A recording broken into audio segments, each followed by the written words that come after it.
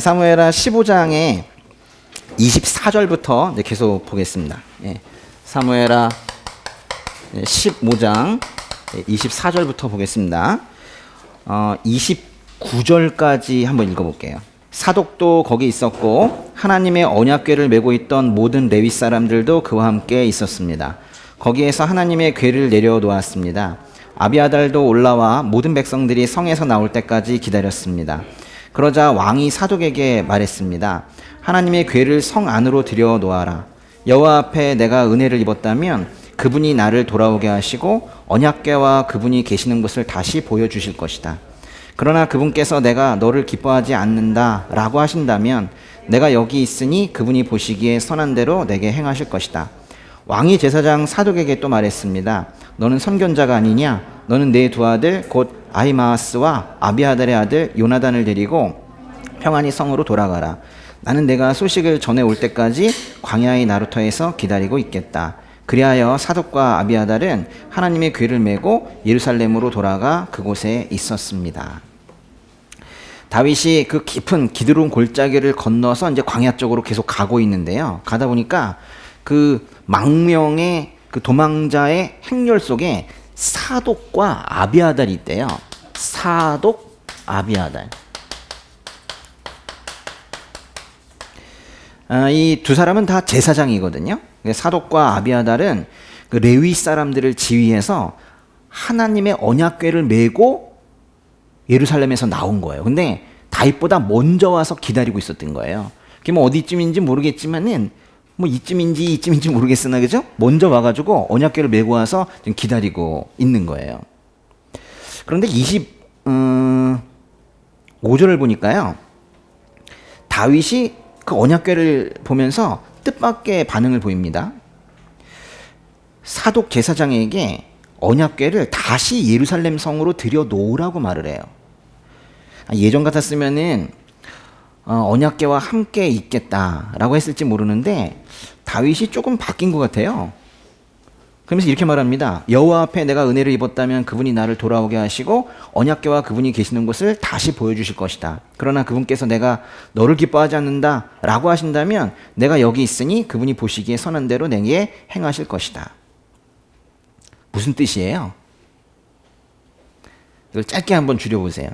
모든 것을 하나님께 맡긴다는 거예요. 모든 것을 하나님께 맡긴다는 거예요. 하나님의 주권을 인정하는 거예요. 하나님의 주권.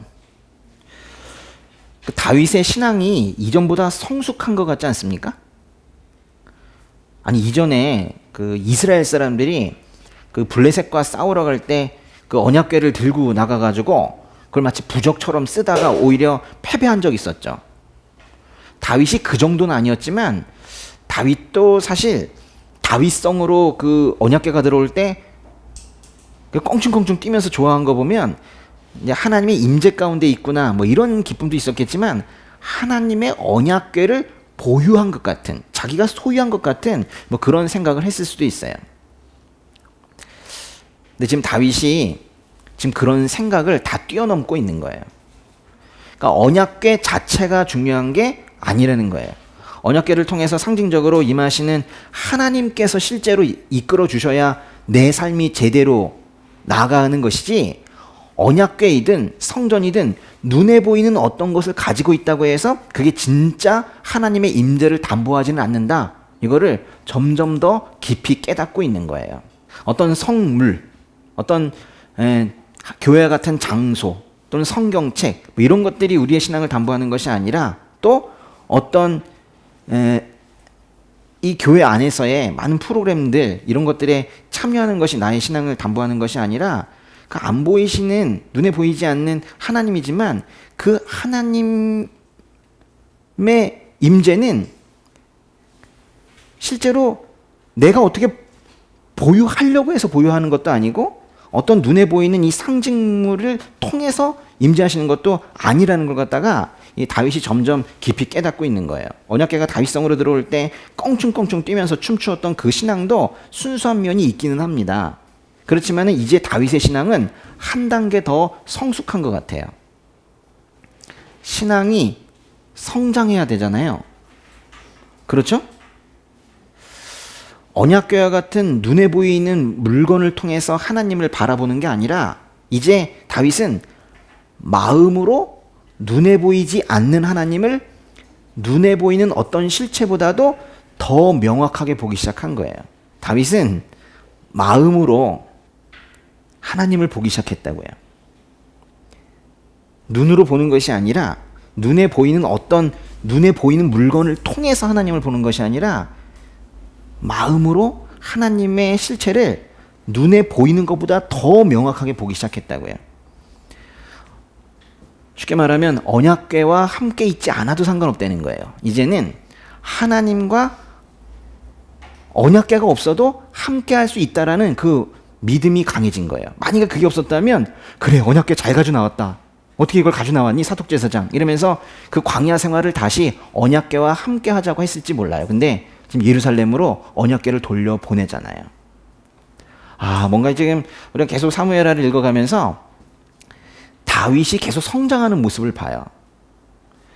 다윗의 그 두 제사장에게 언약궤를 다시 예루살렘 성으로 가져가라고 하면서 또 두 사람 있네요. 아히마아스와 요나단도 이 젊은 친구들도 같이 데리고 가라고 합니다. 아마도 그 아히마아스와 요나단을 연락병으로 사용하려는 것 같아요. 그래서 사독과 아비아달 그리고 두 아들은 모두 예루살렘 성으로 돌아갔어요. 다윗 일행은 계속 이제 앞으로 나아갑니다. 30절과 31절 두 절 읽어볼게요. 그러나 다윗은 계속 올리브산으로 올라갔습니다. 그는 머리를 가리고 발에 아무것도 신지 않은 채 계속 울면서 갔습니다. 그와 함께 있던 모든 백성들도 머리를 가리고 계속 울면서 올라갔습니다. 그때 누군가 다윗에게 아히도벨이 압살롬의 모반자들 가운데 껴있다는 소식을 전했습니다. 그러자 다윗이 기도했습니다. 여호와여, 아히도벨의 계획을 어리석게 하소서. 다윗이 피난 가는 모습이 서글퍼요. 그렇죠? 왕이었는데 이게 웬 모습입니까? 이게 머리를 가리고 발에 아무것도 신지 않은 채 계속 울면서 갔대요. 머리를 가린다는 건 마치 재나 먼지로 머리를 덮는 듯한 뭐 그런 행위인데 아주 극도의 슬픔을 나타내는 그런 행동이에요. 발에 아무것도 신지 않았대요. 뭐 노예입니까? 발에 신발도 신지 않았대요. 그러면서 울면서 산을 넘어갔대요. 여기서 질문. 여기 지금 이렇게 넘어갔다는 거잖아요. 그렇죠? 울면서 산을 넘어갔다는데 다윗은 왜 울었을까요? 도대체 뭐 때문에 눈물이 난 걸까요?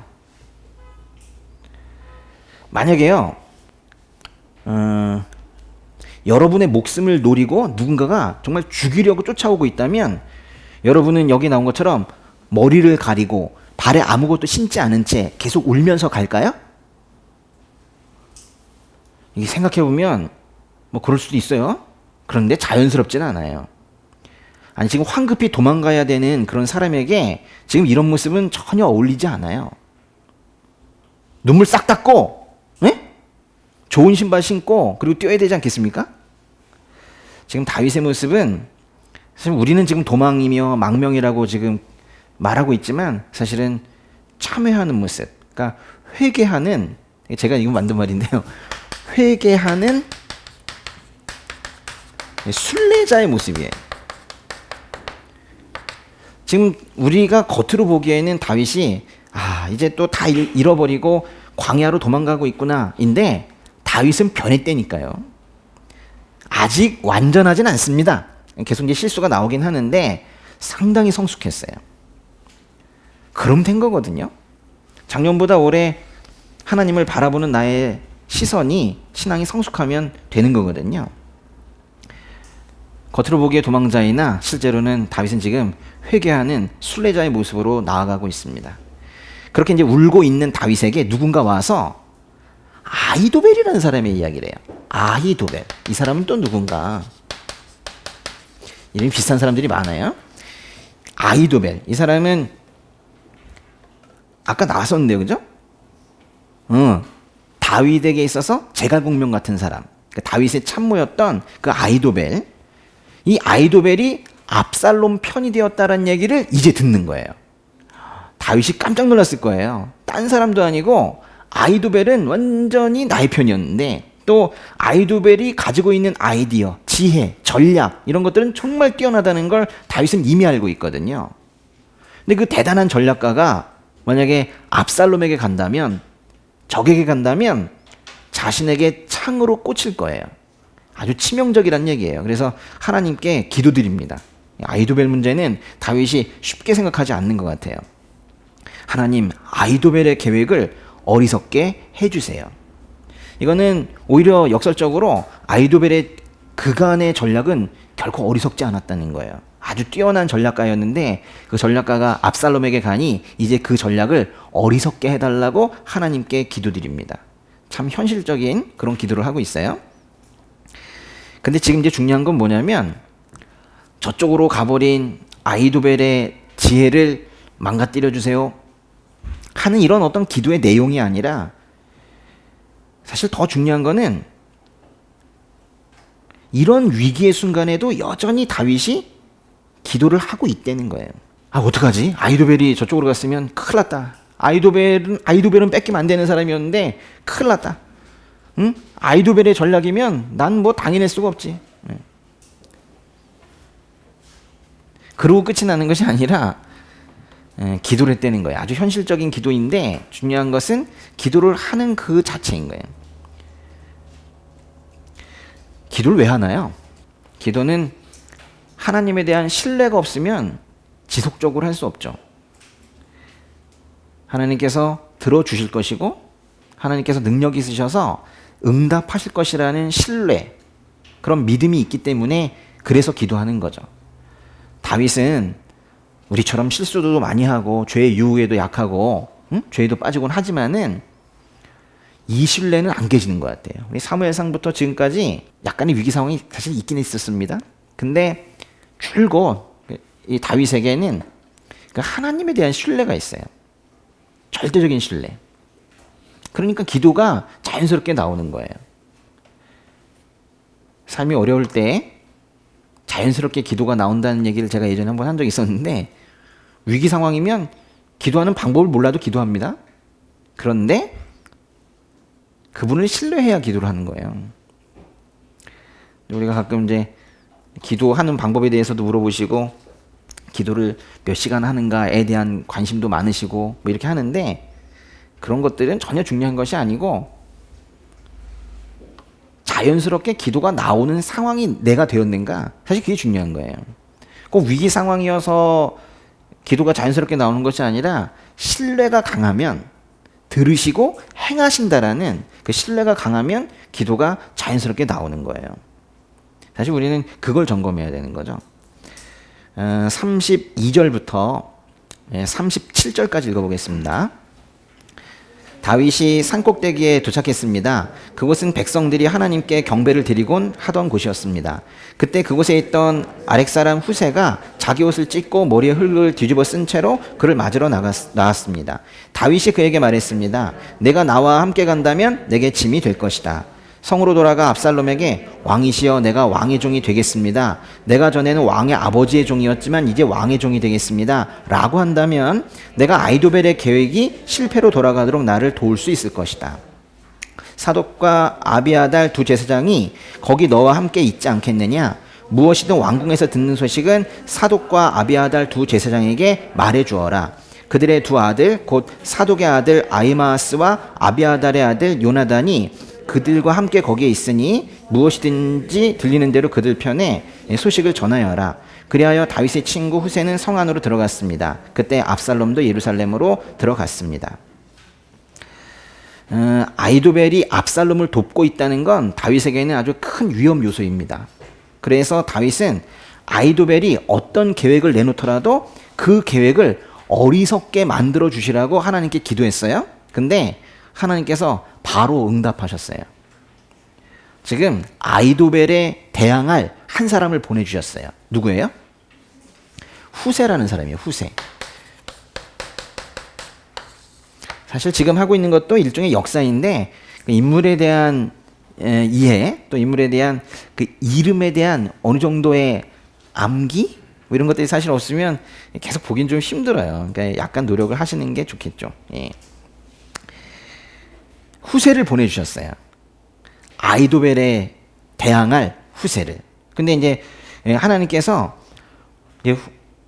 이렇게 사람을 보내서 도우시기도 하는데요.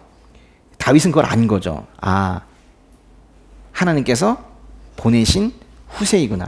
이걸 안 거예요. 하나님께서 돕는 사람을 여러분에게 인생 가운데 계속 보내주시는 거 아시죠? 아직 한 명도 못 만났습니까? 인생 가운데 계속 보내주시잖아요. 예? 그럼 옆에 있는 사람들은 뭐예요? 응? 그때 하나님께서 돕는 사람을 보내주셨을 때 우리가 하나님께서 보내주신 돕는 사람이구나라는 거를 잘 깨달으셨으면 좋겠어요. 그러면 그 사람한테 대하는 게 달라질걸요? 다른 인격체로 보일 수 있어요. 37절을 보면은 성경은 후세를 다윗의 친구라고 표현을 하고 있는데요. 오랜 시간 함께 해왔던 뭐 그런 가까운 사이인 것 같아요. 왜 친구라고 썼는지 확실한 의미는 잘 모릅니다. 근데 다윗은 후세에게 예루살렘 성으로 돌아가라고 그래요. 그래서 압살롬에게 거짓 충성을 하면서 압살롬 편에서 일하는 것처럼 하래요. 그러면서 그쪽에서 이제 무슨 일이 일어나고 있는지를 알려달라고 하는 거예요. 그러니까 후세가 압살롬 옆에서 바로 지근해서 압살롬이 하는 일을 잘 듣고 그 사독과 아비아달 두 제사장에게 말해주면 그걸 또 연락병들이 다윗에게 알려주는 그런 체계로 가자는 거예요. 근데 여러분이 만약에 후세라면 어떻겠어요? 야, 후세야, 저기 압살롬한테 가가지고 거짓으로 충성하는 것처럼 하면서 그쪽의 정보를 이쪽으로 다 빼돌려. 라고 만약에 다윗이 말했다면 후세 입장에서는 상당히 위험한 일이죠. 이거 목숨 걸고 해야 되는 그런 일이잖아요. 적진에 들어가서 사실 스파이 행세하라 뭐 이런 뜻이잖아요. 그런데도 불구하고 후세는 다윗을 위해서 급히 예루살렘으로 돌아갔습니다. 32절에 보면은 다윗과 후세가 만난 곳이 어디래요? 산 꼭대기래요. 여긴 것 같아요. 보세요. 산 꼭대기. 근데 여기까지 예루살렘까지 가야 되거든요. 여러분 여기 걸어가 보셨습니까? 정진 목사님 우리 걸어봤죠? 더운 날. 아니 걸어보셔야 돼요. 이건 그래야지 말이 되는데 아직 압살롬이 여기 오지 않았단 말이에요. 후세가 가려면 압살롬보다 먼저 도착을 해 있어야 돼요. 그래서 뭐라고 그래야 되겠어요? 저는 다윗을 따라가지 않았습니다. 라고 말해야 되니까 압살롬이 있는데 후세가 나중에 가면 일이 망친단 말이에요. 그래서 후세가 뛰었어요. 여기서 해가지고 한 30분 걸렸을 거예요. 32절에 보면은 그 산 꼭대기 감람산의 제일 높은 곳 거기에서 후세가 올라갔다 내려갔다 하면서 땀을 뻘뻘 흘리며 예루살렘에 도착했다는 걸 알 수가 있어요. 압살롬보다 예루살렘에 분명히 먼저 도착을 했어야 됐습니다. 후세는 압살롬에게 이제 다윗과 함께 가지 않은 것처럼 이제 보이려고 한 거예요. 그런데 37절에 보니까 후세가 성으로 들어가고 그와 거의 동시에 압살롬도 성으로 들어갔죠. 맞습니까? 만약에 후세가 다윗에게 하나님께서 후세를 다윗에게 조금 늦게 보냈다면 또 후세가 빨리 뛰지 않고 천천히 갔다면 아마도 이 일은 제대로 이루어지지 않았을 것 같아요. 전 이 부분만 보더라도 하나님께서 이 섬세한 손길로 지금 다윗을 돕고 있다라는 그런 생각이 들어요. 하나님은 정말 타이밍 짱이세요. 그렇죠? 하나님의 타이밍은 이 세상 어떤 피조물도 결코 따라갈 수가 없습니다. 아주 정확하십니다. 예, 결코 늦지 않게 구하세요. 결코 늦지 않게 구하세요. 아멘? 예, 그걸 꼭 믿으셔야 돼요. 16장으로 가보겠습니다. 16장에 다윗이 또 이 도망 중에 이제 막 넘어가네요. 이제 넘어가면서 또 누구를 만나게 되는지 보실게요. 우선 16장에 1절부터 3절까지 읽어볼게요. 다윗이 산 꼭대기에서 조금 떨어진 곳에 갔는데 그곳에서 무비보셋의 종이었던 시바가 그를 맞았습니다. 그는 나귀 2마리의 안장을 얹고 빵 200덩이와 건포도 100송이와 무화과 100개와 포도주 한 부대를 싣고 왔습니다. 왕이 시바에게 물었습니다. 왜 이런 것들을 가져왔느냐? 시바가 대답했습니다. 나귀들은 왕의 가족들이 타시라고 마련한 것이고 빵과 과일은 신하들이 먹고 포도주는 광야에서 지쳤을 때 마시라고 준비했습니다. 그러자 왕이 물었습니다. 내 주인의 손자는 어디에 있느냐? 시바가 왕께 대답했습니다. 그는 지금 예루살렘에 남아 있습니다. 그는 이스라엘 사람들이 자기 할아버지의 왕국을 자신에게 되돌려 줄 것으로 생각하고 있습니다. 지금 누굴 만났대요? 시바. 예. 시바가 누구예요? 무비보셋의 지금은 종이 됐죠. 원래는 사울의 종이었는데 사울과 무비보셋의 관계는 또 뭐예요? 사울의 아들이 요나단이고 요나단의 아들이 무비보셋이죠, 그렇죠? 네, 무비보셋. 그러니까 원래 사울의 종이었던 이 시바가 지금 무비보셋을 위해서 지금 일을 하고 있는데 한 이쯤에서 만난 것 같아요. 좀 가다가 이제 시바를 만난 거예요. 지금 계속 지금 사람들을 만나고 있죠. 네. 무비보셋. 요나단의 아들인데 다윗이 무비보셋은 헤세드를 베풀었던 사람이에요. 심지어는 다윗이 왕궁에서 함께 식사할 수 있도록 헤세드를 베풀었던 그런 사람인데 그 무비보셋은 보이지 않고 지금 시바만 나타나 있는 거예요. 여러분 이 상황 자체도 일단 다윗에게는 당혹스럽죠. 아니 종이 혼자 다녀요. 그게 말이 됩니까? 예, 주인이 없이 혼자 다니고 있는 거잖아요. 그런데 뭘 가져왔어요? 나귀 2마리에다가 빵, 건포도, 과일 이런 것들을 가득 싣고 온 거예요. 선물 가져온 겁니다. 그래서 이 부분을 또 어떤 분들은 아주 곱게 표현하는 경우가 있어요. 다윗, 이 어려움에 처한 다윗에게 먹을 것을 공급한 시바 뭐 이렇게 표현을 하기도 하는데 저한테는 전혀 그렇게 보이질 않습니다. 다윗이 왜 이런 걸 가져왔냐 그랬더니 나귀는 왕의 가족들이 타시고 빵과 과일은 신하들이 먹고 포도주는 광야에서 지쳤을 때 마시라. 이렇게 이제 그러면서 준비했다는 거예요. 짧게 얘기하면 나귀는 타고 빵과 과일은 먹고 포도주는 마시라고요. 포도주를 탈 수는 없잖아. 응? 나귀는 타고 빵과 과일은 먹고 포도주는 마시라. 그걸 누가 몰라요? 나귀가 몇 마리 있습니까? 2마리 있죠. 거기다 이제 안장을 얹고 사람 대신 빵, 건포도, 무화과, 포도주가 타고 있어요. 예. 이게 지금 감람산, 이 올리브산 넘어가서 얼마 가지 않아서 있었던 일인데요. 사실 한 이쯤에서 있었던 일이 있거든요. 훨씬 후대의 일이죠. 예수님 시대 때. 저는 이 부분 읽으면서 그 마태복음 21장이 있거든요.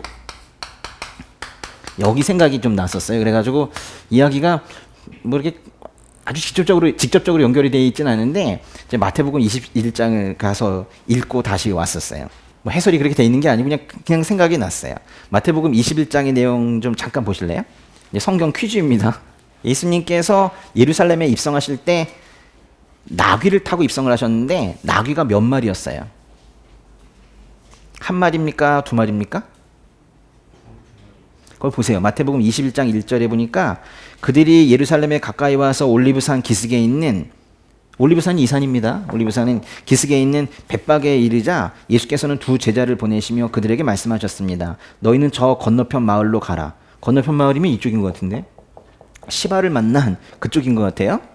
거기에 가면 나귀 한 마리가 새끼 나귀와 함께 묶여 있을 것이다. 그 나귀들을 풀어서 내게로 끌고 와라. 만일 누가 너희에게 무슨 말을 하거든 주께서 필요로 하신다고 말하라. 그리하면 나귀들을 곧 내어 줄 것이다. 다윗에게 필요한 2마리의 나귀가 다윗에게 왔듯이 예수님께도 나귀 2마리가 왔습니다. 그 21장의 7절 한번 보세요. 마태복음 21장 7절에 그들은 나귀와 새끼 나귀를 끌고 와서 그 등 위에 자기들의 겉옷을 얹었습니다. 그러자 예수께서 그 위에 앉으셨습니다. 이 위에 예수께서 앉으셨대요. 이게 바로 예수님께서 왕으로서 예루살렘에 입성하는 그런 장면입니다. 그리고 빵과 포도주로 그 마지막 만찬을 하실 때 빵을 들어 감사기도 드리시면서 받아서 먹어라. 이것은 내 몸이다 하셨고 또 잔을 들어서 감사기도 드리시면서 너희 모두 이것을 마시라. 이것은 죄사함을 위해 많은 사람들을 위해 흘리는 내 피, 곧 언약의 피다. 이렇게 말씀하셨죠. 빵과 포도주와 건포도, 여름과일 이런 것들을 나귀 2마리에 싣고 다윗에게 온 시바는 물론 마태복음 21장을 몰랐을 것이고 여기까지 생각하지 못했고 그런 믿음도 없었지만은 자기도 모르게 빵이시고 포도주이신 그 예수님께서 나귀를 타고 예루살렘에 입성하는 그런 모습을 그림자처럼 보여줬다고 저는 생각하고 있는데 여러분 생각은 어떠세요?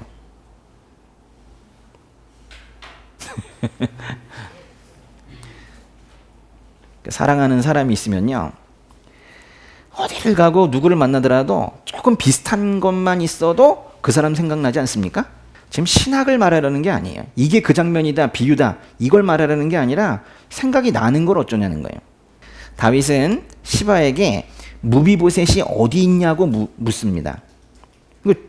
종이니까 주인이 어디 있는지 궁금할 거 아닙니까? 그랬더니 그 종 시바가 대답하기를 그의 주인 무비보셋은 예루살렘에 남아서 왕권이 자신에게 돌아올 것을 기대하고 있다고 대답을 해요. 일단 여기까지 이제 보시면은 시바는 다윗 편인 것 같아요? 압살롬 편인 것 같아요? 아니면 시바가 다윗에게 충성하는 것 같아요? 거짓말하는 것 같아요? 이것도 뭐 거의 정해진 게 없을 정도로 학자들마다 달라요. 그 뉘앙스를 다 달리 읽더라고요. 물론 이제 사무엘하를 끝까지 읽어보신 분들은 나름대로 답들을 다 가지고 있을 거예요. 근데 끝까지 읽어보신 분들 중에서도 지금 이 시바는 거짓말하고 있다, 참말하고 있다, 이렇게 또 의견이 나눠지기도 하고 그래요. 시바는 원래 사울의 종이었는데 지금은 그 손자인 무비보셋의 종이 되어서 주인의 땅을 경작하고 있는 사람이에요. 근데 그러니까 사울의 땅을 무비보셋에게 주면서 시바에게 너 저 주인의 땅을 경작하라고 명령한 사람이 다윗이에요. 그런데 지금 시바는 자기 혼자 와서 무비보셋, 다리가 불편한 무비보셋을 버리고 자기 혼자 와서 다윗에게 나귀와 먹을 것을 선물하면서 지금 다윗의 마음을 사려고 하고 있는 거예요. 잘 보이려고 하고 있죠. 시바는 심지어 그 무비보셋이 사울 집안의 왕권이 회복되어서 자신이 왕이 되기를 바라고 있다라고도 말을 해요. 지금 무비보셋은 이쪽에 남아서 이제 다윗이 떠났으니까 내가 왕이 되고 싶다, 이걸 바라고 있다고 지금 시바가 여기서 지금 말하고 있는 거예요. 참, 근데 이게 말이 됩니까? 이게 말이 되지 않는 게, 아니 압살롬이 지금 반란을 일으킨 거잖아요. 압살롬이 다윗에 대적해서 반란을 일으켰지만 어쨌거나 압살롬도 다윗 집안의 사람이에요. 압살롬이 반역을 한 이유가 사울 집안에게 왕권을 돌려주기 위해서는 아니잖아요. 압살롬이 반역을 일으켜가지고 무비보셋 사울 집안에 왕자가 남아있네? 당신이 왕하세요, 이러려고 반역한 건 아니잖아요.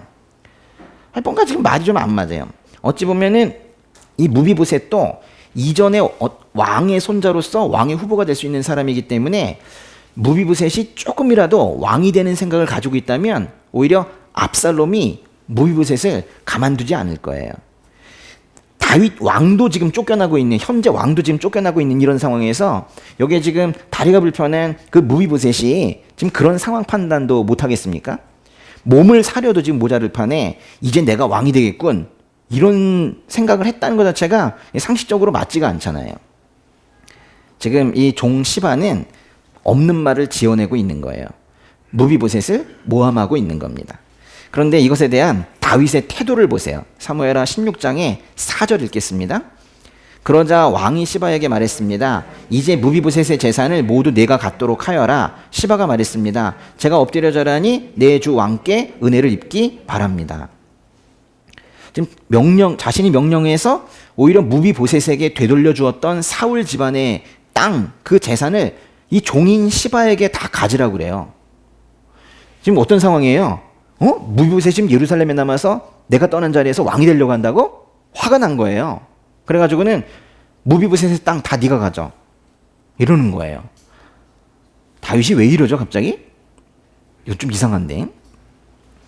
다윗은 지금 상황 자체가 아들 압살롬에 의해서 왕의 자리를 위협받고 있는 상황인데 또 다른 누군가도 자신의 왕권을 넘보고 있었다고 말하니까 좀 갑자기 극도의 화가 치민 거예요.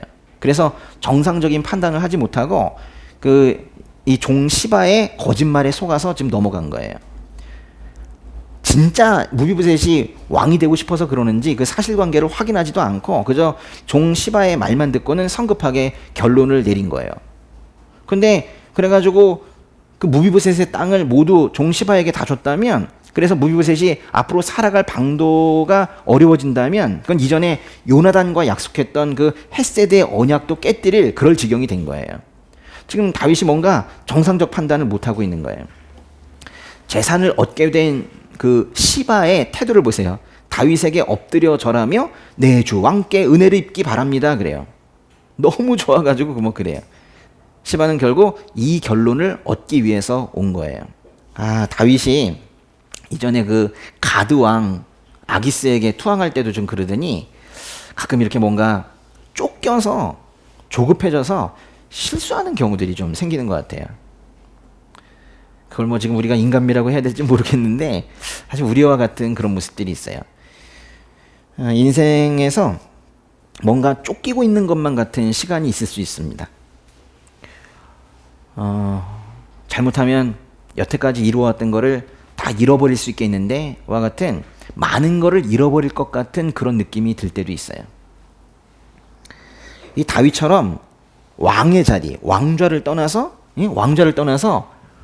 광야로 들어가는 이런 때에 얼마나 마음이 조급해지겠어요. 불안해지고. 그렇지 않겠습니까? 이럴 때 정신 똑바로 차리지 않으면 다윗처럼 이렇게 너무나도 뻔한 거짓말에도, 종시바의 뻔한 거짓말에도 이런 경우에도 속아 넘어갈 수가 있는 거예요. 요즘 세상에 사기당하는 사람들이 많이 있는데 그 사기당하는 사람들 보면은 우리가 잘 나갈 때 사기당하는 것보다 이제 사업이 조금 이제 어려워지기 시작했을 때, 자기 형편도 안 좋을 때, 뭔가 조급할 때, 그럴 때 더 많이 당해요. 뭔가 판단이 잘 안 쓰는 거예요. 광야 초입에서 이 다윗은 어찌 보면 좀 실수를 했습니다. 그러나 그 인생이라는 그 험로를 가야 하는 우리에게 이 다윗의 이야기는 좀 큰 교훈을 주는 것 같아요.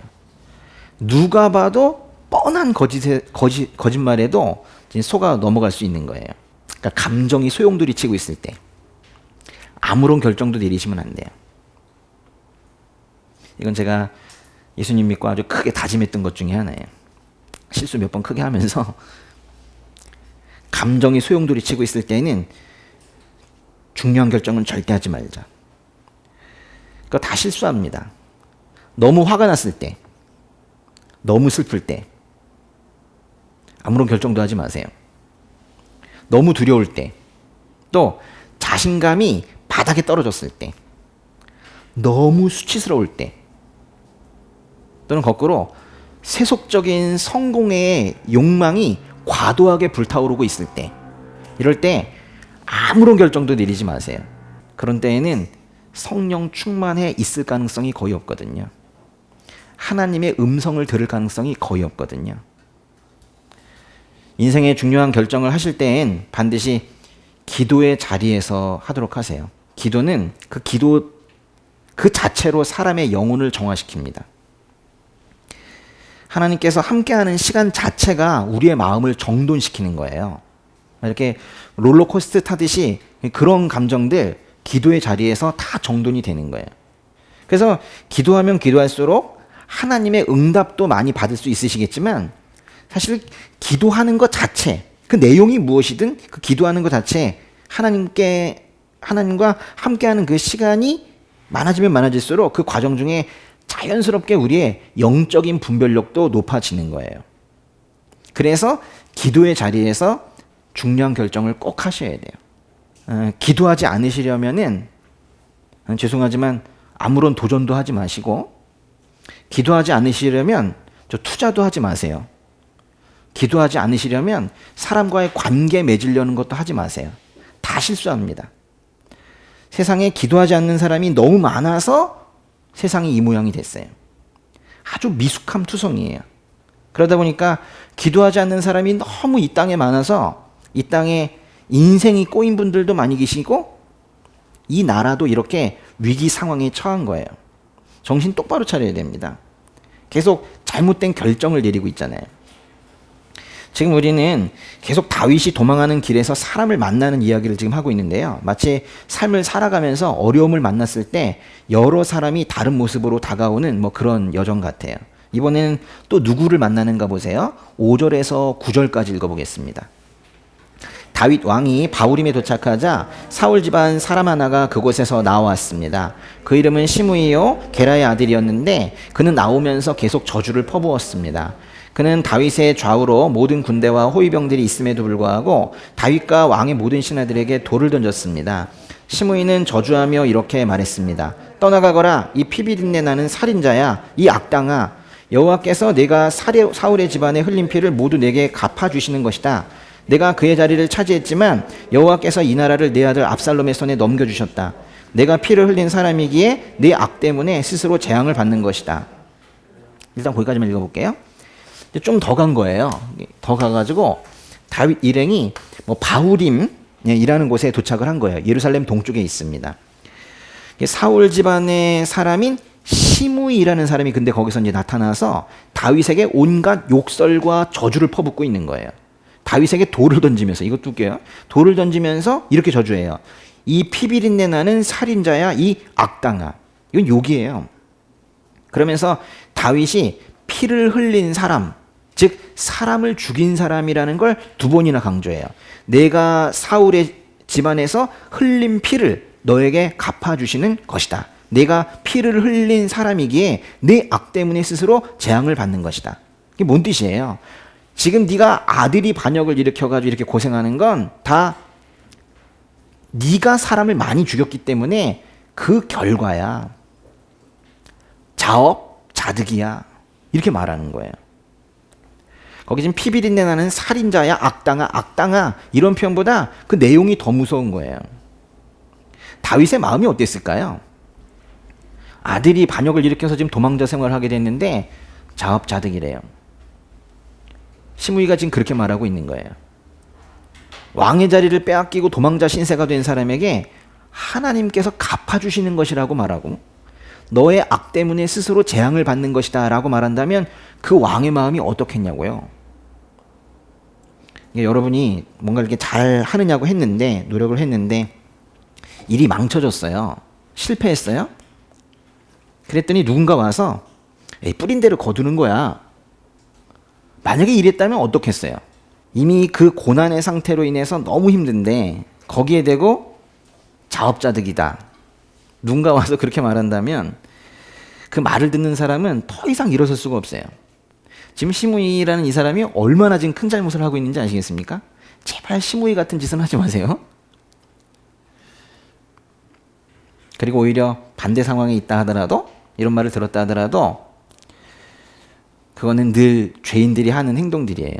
왜 나에게만 그런 일이 생기는가 생각하지 마시고 어려우시겠지만 흘려버리셔야 돼요.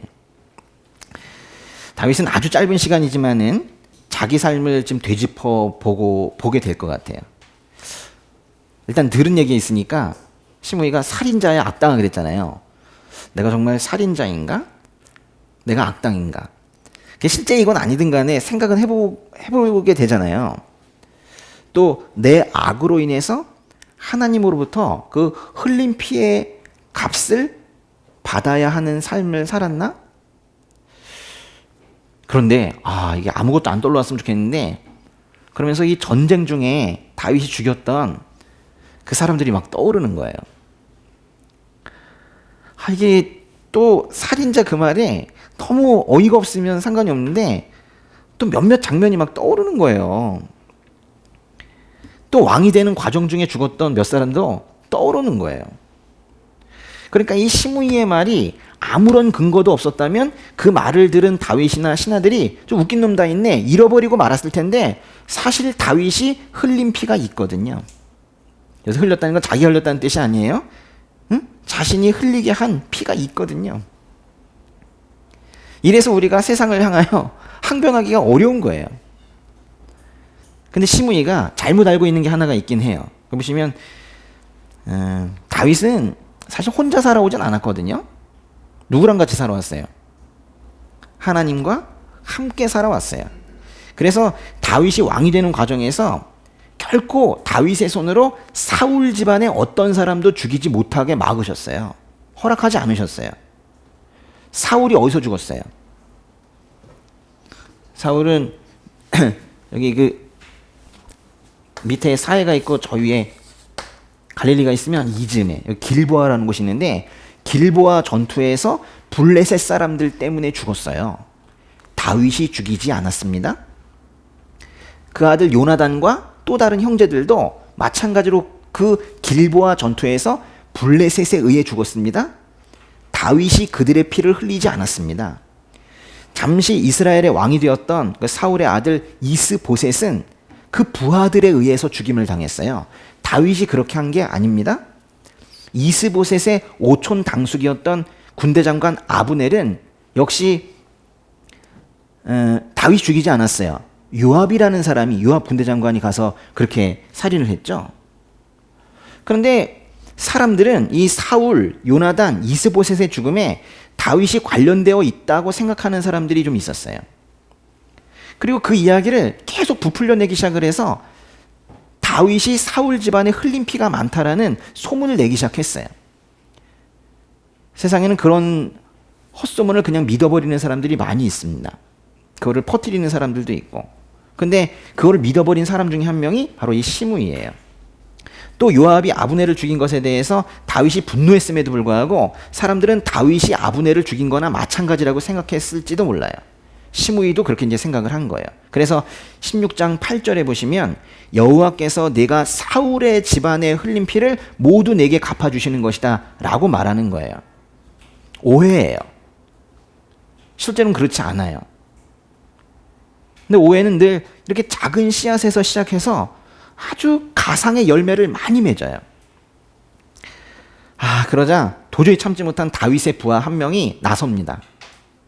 다윗 왕에게 욕하고 있는 그를 향해서 나서요. 누가 나서요? 아비새가 나서요. 아비새. 사무엘하 16장 9절 읽어보세요. 그러자 수리아의 아들 아비새가 왕께 말했습니다. 어떻게 이 죽은 개와 같은 녀석이 내 주 왕을 저주하는 것입니까? 제가 가서 그 목을 치겠습니다. 수리아의 아들 요압, 수리아의 아들 아비새, 수리아의 아들 아사헬. 그 셋이 이제 형제인데 수리아는 엄마라고 그랬죠. 그러니까 요압의 형제입니다. 아비새. 근데 이 집안은요 좀 언어가 거칠어요. 그렇죠? 그 뭐라고 그랬어요? 죽은 개와 같은 녀석 그랬잖아요. 실제 언어 자체가 이래요. 근데 이 형제들은 언어만 거친 게 아니라 사람을 죽이는 것을 그렇게 어려운 일로 생각하지 않는 것처럼 보여요. 그러자 이제 다윗이 어떻게 하나 보세요. 10절에서 14절까지 읽어볼게요. 그러자 왕이 말했습니다. 수레의 아들들아, 내가 너희와 무슨 상관이 있다고 그러느냐? 여호와께서 그에게 다윗을 저주하여라 라고 하신 것이라면 어느 누가 왜 내가 이렇게 하느냐 하고 물을 수 있겠느냐? 그러고 나서 다윗이 아비새와 자기 모든 신하들에게 말했습니다. 내 몸에서 난 내 아들도 내 목숨을 빼앗으려 하는데 이 베냐민 사람이야 오죽하겠느냐? 여호와께서 그에게 그렇게 하라고 명령하셨으니 저주하게 그냥 내버려 두어라. 여호와께서 내 비참한 모습을 보시고 그 저주를 내게 선으로 갚아주실지 누가 알겠느냐? 그러고 나서 다윗과 그의 사람들은 계속 길을 따라갔습니다. 시므이는 그 반대편 산비탈을 따라가면서 계속 저주하고 돌을 던지면서 흙을 뿌렸습니다. 왕과 그와 함께 있던 백성들은 모두 지쳐 한 곳에 머물러 쉬었습니다. 시므이라는 사람 진짜 웃긴 사람이네요. 그죠? 오늘 말씀 여기까지 볼 건데요. 다윗은 지금 아비새를 말리죠. 자기 부하가 시므이를 죽이겠다고 하니까 말려요. 그러면서 뭐라고 그래요? 내 몸에서 난 내 아들도 내 목숨을 빼앗으려 하는데 이 베냐민 사람이야 오죽하겠느냐 그래요. 아니 자식도 나를 배신하는데 이 사람이야 뭐 저 정도 저주하는 게 뭐 대수야 이렇게 말하고 있는 거죠. 그러면서 다윗은 그 시므이가 저주하는 걸 그냥 내버려 두라고 말해요. 그러니까 시므이라는 사람이 저주했을 때 그것에 대해서 개인적으로 보복하지 않아요. 이런 걸 뭐라고 하냐면 용서라고 그래요. 누군가 욕설하고 자신에게 함부로 대하지만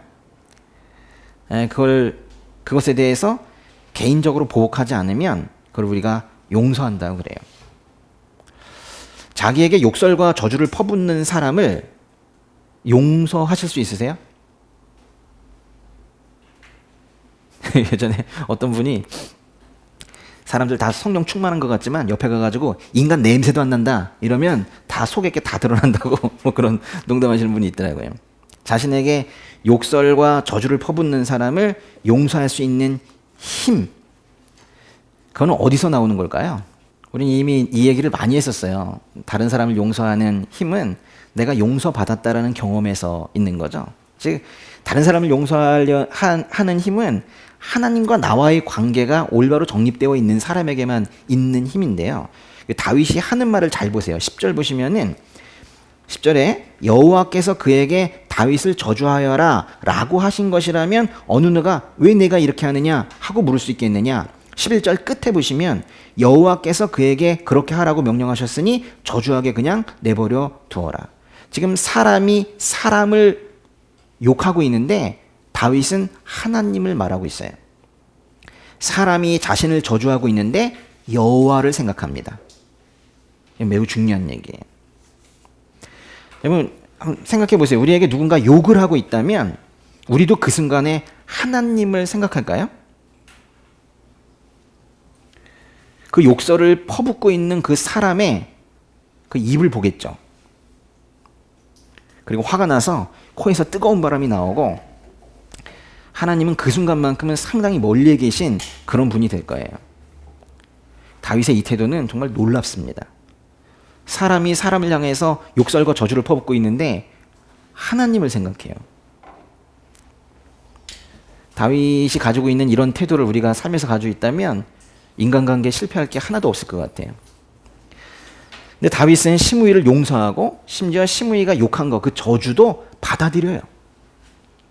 심지어 그 저주를, 중요한데요, 그 저주를 하나님의 음성으로 여깁니다.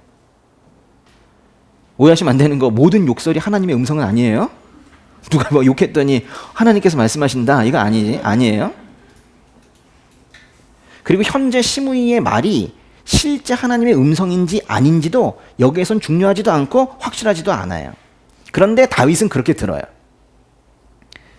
여기서 중요한 건 그래서 오히려 다윗의 이 태도예요. 다윗은 듣기 좋은 말만 하나님의 음성으로 여기지 않아요.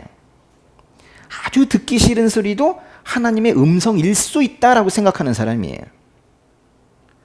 물론 그 하나님의 음성이 사람의 목소리를 통해 나올 때에는 그 사람의 인성이나 언어 습관 때문에 더욱더 거칠게 나올 수 있어요. 그래도 다윗은 들어야 된다는 거예요. 그래도 다윗은 그 듣기 싫은 소리도 들을 수 있어야 한다고 생각하는 거예요. 왜? 그것도 하나님의 음성일 가능성이 있기 때문에 그런 거예요. 다윗의 이 태도는 아주 놀랍습니다. 그래서 이제 어떤 음성이 들려올 때, 심지어 그것이 저주의 그런 음성으로 들어올려올 때 그게 하나님의 음성인지 아닌지 제대로 알려면 우리에게 필요한 건 영적인 분별력일 거예요. 비슷한 말도 사람이 자신을 모욕하는 것일 수도 있고 하나님께서 나에게 주의를 주시는 것일 수도 있어요. 그냥 감정적으로 듣기 싫다고 거부하는 건 안 된다는 거예요. 단순히 사람이 화가 나서 쏟아내는 그런 욕설일 수도 있지만은 우리가 조급한 마음에 방향을 잘못 가고 있어서 잠시 멈추라는 하나님의 음성일 수도 있어요. 다윗은 이쯤에서 만난 시바, 종 시바에게 속았지만은 조금 더 가서 만난 시므이 앞에서는 하나님을 생각하면서 오히려 더욱더 성숙한 모습을 보입니다. 지금 이게 마치 인생 여정 같죠? 예? 광야의 초입으로 들어가는 그런 이야기예요. 물론 이제 나중에 보면 시므이는 시므이대로 하나님께서 세우신 지도자를 모욕한 죄값을 받게 됩니다. 그 출애굽기에 보면은 지도자 모욕하지 말라고 돼 있거든요. 욕설과 저주 앞에서도 오직 하나님만 바라보았던 이 다윗의 태도를 우리가 좀 눈여겨봤으면 좋겠어요. 그러면서도 12절에 보시면 여호와께서 내 비참한 모습을 보시고 그 저주를 내게 선으로 갚아주실지 누가 알겠느냐, 이렇게 말해요. 그냥 누군가 욕설을 하니까 그래 난 그런 놈이야, 난 악당이야 이러면서 바닥에 쓰러져가지고 자기도 자기를 비하하고 지금 이러는 게 아니고 그건 그거대로 받아들이면서 그러나 난 하나님을 믿어. 만약에 저것이 잘못된 욕설이라면 하나님께서 오르신 대로 행하실 거예요. 하나님께 지금 맡기고 있는 거예요. 이런 상황에서도 지금 하나님께 저 사람 좀 어떻게 해주세요. 욕하는 저 사람 좀 어떻게 해주세요. 이렇게 단순한 요구를 하는 게 아니라 그 자신이 원하는 걸 하나님께서 허락해 주시기를 바라는 그런 기도를 해요. 그죠? 그런 모습 아닙니까? 보세요. 12절에 여호와께서 내 비참한 모습을 보시고 그 저주를 내게 선으로 갚아주실지 누가 알겠느냐 이러잖아요. 지금 이렇게 뭔가 다윗이 하나님을 아주 신뢰하는 이런 모습을 보면은 지금 광야 생활이 지금 시작이 되는데요. 여기 여러분 이 뒤가 광야입니다. 예? 예? 광야 생활이 시작이 되는데 아직 뭐 얘기를 보지 않았어도 이 다윗의 광야 생활이 그렇게 비참하게 끝나지만은 아닐 것 같다라는 이런 희망이 생기지 않습니까? 어려움에 이제 시작에 있을 때 우리가 두려운 건 끝이 어떻게 날지 모르기 때문에 그런 거잖아요. 그렇죠? 예. 근데 우린 벌써 다윗이 이 광야 생활을 분명히 오래지 않은 시간에 끝낼 것 같아요. 다윗의 이 모습을 보니까요. 오로지 하나님께 맡기는 이 모습을 보니까 우리는 다윗의 미래를 가보지 않았지만 어느 정도 짐작이 되는 거예요. 여러분 각자의 미래를 직접 가보지 않았지만 어느 정도 짐작이 돼야 되는 거예요. 다윗도 우리와 마찬가지로 참으로 부족하고 죄의 유혹에도 그런 약한 그런 사람이지만 그래도 우리가 다윗의 삶에서 배워야 할 게 있다면 다윗은요 하나님께 맡기는 거, 하나님께 맡기는 거, 의탁하는 거가 체화돼 있어요. 그냥 뭘 해서가 하려고 노력해서가 아니라 그냥 그렇게 해요. 늘 하나님께 맡겨요. 한번 써보세요. 하나님께 맡기는 것. 이걸 노력을 해서 되는 게 아니라 그냥 맡기고 있는 거예요. 자기도 모르게 맡기고 있어요. 자기를 다 던지고 있어요. 꼭 맡겨야겠다. 뭐 이래서 맡기는 게 아니라 결국에는 하나님께서 하신다는 생각. 또 하나님께서 허락하지 않으시면 그건 또 결국 하지 못한다는 생각이 아주 확고하기 때문에 하나님께 완전히 맡기는 거예요. 우리는 벌써 이제 16장으로 넘어왔지만은 이미 15장에서도 계속 그랬었어요. 다윗은 다 맡겼었어요. 그러면 그 부분 다시 한번 볼게요. 하나님의 언약궤를 예루살렘으로 돌려보내면서 했던 말이 있었어요. 사무엘하 15장의 25절. 15장의 25절 다시 한번 읽어보겠습니다. 그러자 왕이 사독에게 말했습니다. 하나님의 궤를 성 안으로 들여놓아라. 여호와 앞에 내가 은혜를 입었다면 그분이 나를 돌아오게 하시고 언약궤와 그분이 계시는 곳을 다시 보여주실 것이다. 하나님께서 은혜를 베푸시면 내가 언약궤를 다시 보게 될 것이고 만약 하나님께서 기뻐하지 않으시면 또 그건 그에 따라 하나님께서 선하심으로 내게 행하실 것이라고 지금 고백을 하고 있는 거잖아요. 우리는 이 사무엘하를 읽으면서 이런 부분에서 기뻐해야 되는 거예요. 아, 다윗도 성장하는구나. 다윗의 신앙도 성숙해 가는구나. 아, 신앙이라는 건 성숙해 가는 거구나. 여러분, 지금의 이 신앙의 단계가 지금 다가 아닙니다. 이것이 우리에게 얼마나 기쁜 소식이에요. 지금 다윗이 그런데 이 신앙의 성숙을 경험하기까지 사실 많은 어려움이 있습니다. 마음도 많이 아프고요. 그렇잖아요? 힘드신 일이 있더라도 그 기간마저도 다 하나님께서 버리는 시간은 없으신 것 같아요. 다 쓰십니다. 우리가 심지어 여기부터 여기까지는 실패한 시간이라고 규정한 시간도 하나도 실패한 시간이 없어요. 다 하나님께서 우리를 하나님 나라에 가장 잘 맞는 퍼즐로 만드시기 위해서 다 사용하고 계시는 그런 시간이에요. 그러니까 신앙의 성숙을 통해서 삶도 일상도 성숙해가는 그런 형제 자매님들 되시기를 주님의 이름으로 축복합니다. 네, 기도하겠습니다.